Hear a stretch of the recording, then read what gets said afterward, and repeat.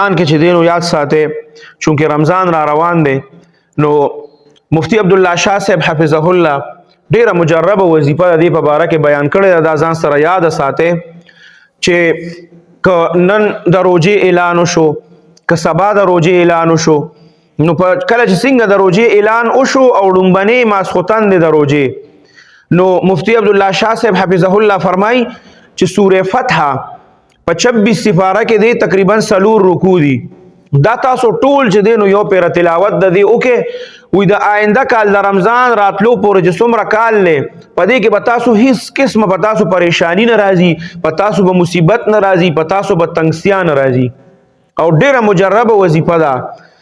سو وظیفه ده سوره فتح په کومه سپاره کې په 26 سپاره کې سوره فتح تقریبا 4 رکوع دي.